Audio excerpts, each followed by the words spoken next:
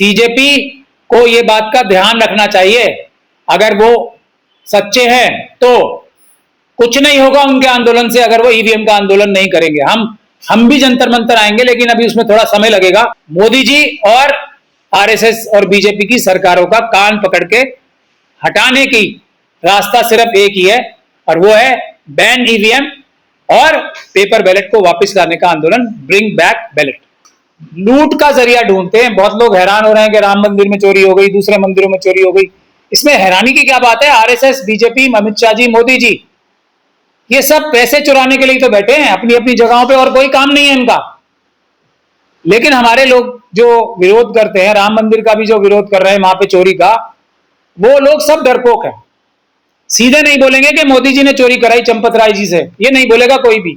और मोदी जी पैसे ले रहे हैं, कोई नहीं बोलेगा। मोदी जी ध्यान दें, एसआईटी ठीक से बनाए। और चोरी कर रहे हैं मोदी जी, आरएसएस और बीजेपी स्वयं अपने एजेंटों के द्वारा, और कोई उनको बोलने को तैयार नहीं, उनसे गुहार लगा रहे हैं। धर्मेंद्र प्रधान जी के खिलाफ प्रोटेस्ट हो रहा है, कहां? वहां जंतर मंतर पे।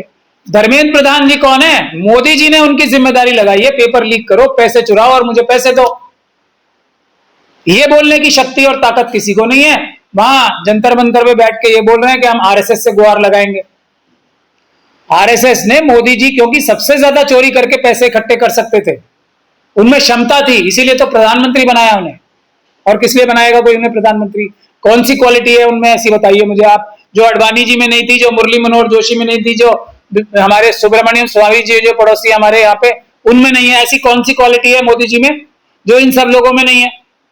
उमा भारती जी हैं, है ना, इतने सारे लोग, लेकिन इनसे ज्यादा चोरी कोई नहीं कर सकता, डकैती कोई नहीं डाल सकता, इसलिए मोदी जी को बनाया गया आरएसएस द्वारा।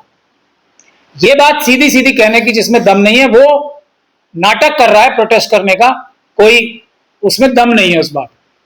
ये बात साफ तौर पे है। कोई भी हो, चाहे इसमें ये फॉर्मूला है, सब पे लागू होता है। नाटक करने से कुछ नहीं होगा, असली लड़ाई लड़ने से होगा।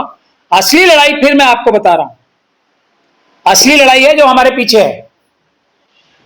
ईवीएम हटा के पेपर बैलेट वापस लाने की जो लड़ाई है, वो लड़ाई है। तो मैं सभी जो ये ट्रक, जो ट्रांसपोर्ट, जो कंपनीज हैं, ये सॉरी जो ट्रांसपोर्ट की जो जितनी संगठन एसोसिएशन हैं, उनसे गुजारिश कर रहा हूं, सभी कार ओनर से, सभी मोटरसाइकिल और ये स्कूटर जो जो चलाते हैं, जो पेट्रोल डालते हैं उसमें, उनसे मेरी गुजारिश है कि ये हमारा आंदोलन ईवीएम का जो चल रहा है उसको ज्वाइन करें।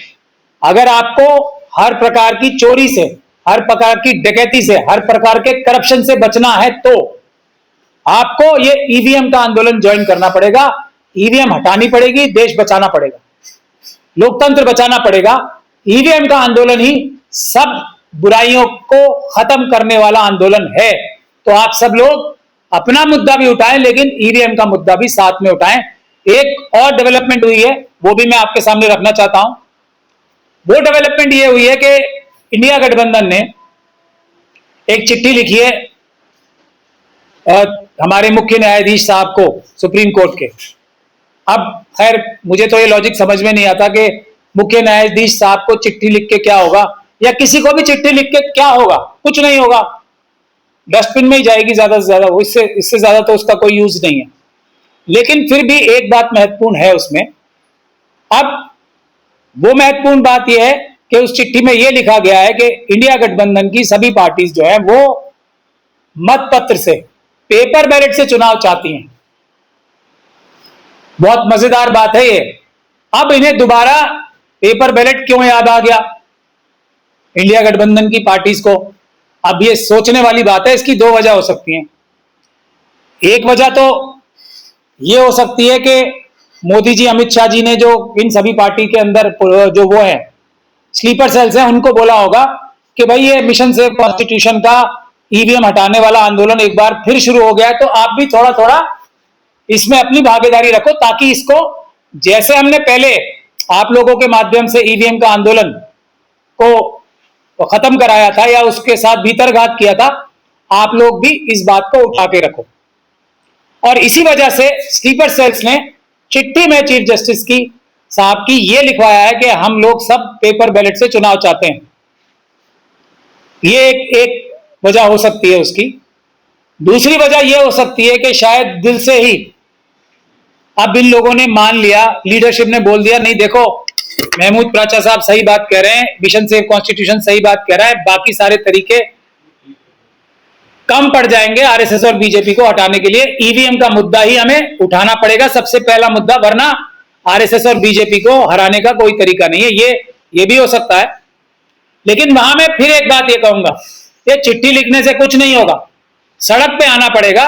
हम लोग सड़क पे आ चुके हैं, जम्मू में सड़क पे आए हम, उसके बाद हरियाणा में फतेहाबाद में सड़क पे आया। भाई 12 तारीख को मैं भोपाल जा रहा हूं और उससे पहले या उसके तुरंत बाद पंजाब में बड़ा जन आंदोलन, क्योंकि पंजाब में चुनाव होने वाले हैं 2027 में, बड़ा जन आंदोलन सड़क पे होने वाला है, जो जेल भरो आंदोलन होगा और जो रास्ता रोको आंदोलन भी होगा। ये सब आंदोलन पंजाब से शुरू होने वाले हैं। उसके बाद हम यूपी जाएंगे, गुजरात जाएंगे, राजस्थान जाएंगे, उत्तराखंड भी जाएंगे। तो इस आंदोलन में जुड़े। अगर कोई भी परेशानी से ग्रसित है, ये स्टूडेंट्स को भी मैं कह रहा हूं, ये वहां जंतर मंतर पे बैठ के कुछ नहीं होगा, धर्मेंद्र प्रधान जी का इस्तीफा मांग के कुछ नहीं होगा। इस बार कोई गारंटी है कि इस बार पेपर लीक नहीं हुआ था? है कोई गारंटी? कोई गारंटी नहीं है, कोई गारंटी नहीं है। हो सकता है भी रिशफल होने वाला है, धर्मेंद्र प्रधान जी को हटा ही दे, वो किसी और मंत्रालय में रख के उनको कर दें, तो ये लोग अपनी विक्ट्री डिक्लेयर कर देंगे। अगर ये रिशफल में हटा दिया तो ये जो सीजेपी के ऊपर जो लोग इल्जाम लगा रहे हैं ना कि आरएसएस के लोग हैं, ये इल्जाम जो है इसका एक सबूत आ जाएगा। ये बात भी ध्यान रखें, सीजेपी को ये बात का ध्यान रखना चाहिए। अगर वो सच्चे हैं तो कुछ नहीं होगा उनके आंदोलन से, अगर वो ईवीएम का आंदोलन नहीं करेंगे।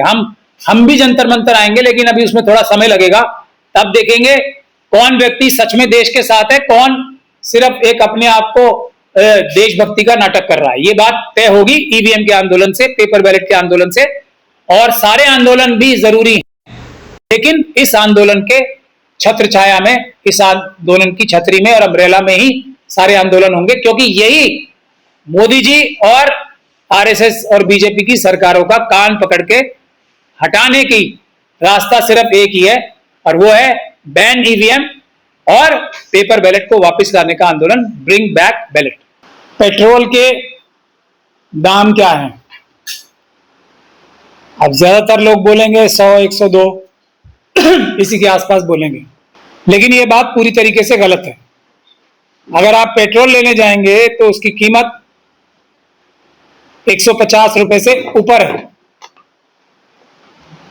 और एप्स्टीन से संबंध रखने वाले हरदीप पुरी साहब, जो हमारे देश में पेट्रोलियम मिनिस्टर हैं, वो जनता के साथ अन्याय और धोखाधड़ी करके ये बताते हैं कि पेट्रोल के भाव जो हैं, क्योंकि अभी हमने जो पुराना तेल बढ़े हुए दामों पे लिया हुआ था उसके हिसाब से ही बढ़ा के ही देंगे, पेट्रोल के दाम कम नहीं करेंगे। तो पेट्रोल के दाम कितने हैं, सबसे पहले हमारे देश के सभी निवासियों को यह देखना चाहिए। पेट्रोल के दाम 150 रुपए से ऊपर हैं हर जगह। ये जो पेट्रोल पंप्स पे पेट्रोल मिल रहा है वो मिलावटी पेट्रोल है, वो फ्रॉडुलेंट पेट्रोल है, पेट्रोल नहीं है, बल्कि धोखाधड़ी और अमानत में खयानत, फ्रॉड करके देश की जनता का नुकसान करने की साजिश है बहुत बड़ी। पहला नुकसान जो होने वाला है वो होने वाला है किसानों का। पहला नुकसान सबसे बड़ा गन्ने के किसान हैं और चावल के किसान, इनका खर्चा बढ़ता जा रहा है और गन्ना और चावल से इथेनॉल बनती जा रही है और उनको एक भी पैसा ज्यादा नहीं मिल रहा है। ना गन्ने के दाम बढ़े हैं, ना चावल के दाम बढ़े हैं। सबसे पहला नुकसान किसानों का, दूसरा नुकसान हम सब का। कैसे? जो पर्यावरण पे इसका नुकसान होना है, कितना पानी सोख लिया जाता है इसको पैदा करने की वजह से, वो एक नुकसान।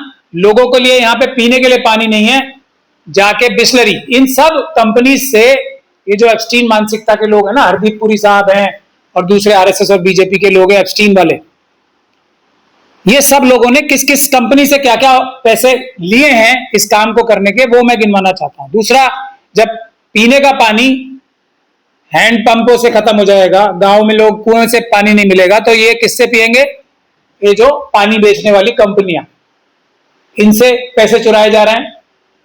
तीसरी चीज, जो गन्ने के बीज जो हैं, और जो गन्ना के किसान है वो अच्छे से जानते होंगे, मिले जो हैं अपने जो बीज देते हैं वही गन्ना खरीदते हैं। गन्ना आज ऐसा होता जा रहा है कि जो खाने के लायक भी नहीं।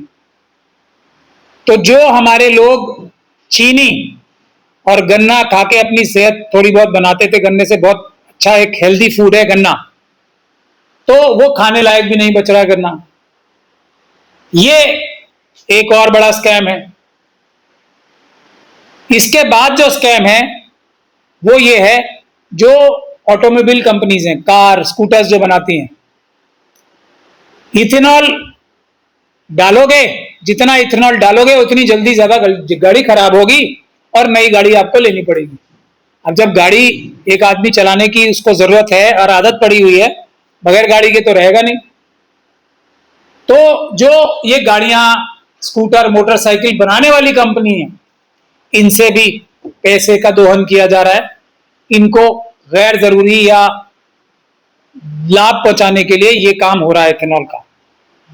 आखिरी बात, जो सबसे छोटी बात है, गडकरी जी और अपने परिवार वालों को और जो देश में दूसरे आरएसएस और बीजेपी के लोग हैं जो सडनली सबके सब इथेनॉल के बनाने वाले मैन्युफैक्चरर्स बन गए हैं, उनको पैसा कमाने का एक जरिया दे दिया देश का बेड़ा गर्क करके। मैं जो भी इस देश में गाड़ी चलाने वाले हैं उनसे रिक्वेस्ट करता हूं, आंदोलन करना है, वरना हर साल नई गाड़ी लेनी है। लेकिन आंदोलन, फिर वही बात आ जाती है घूम फिर के, आंदोलन अगर इथेनॉल का करोगे, पेट्रोल का करोगे, तो कुछ होने वाला नहीं है। आप आरएसएस और बीजेपी का कुछ नहीं बिगाड़ सकते कोई भी आंदोलन करके।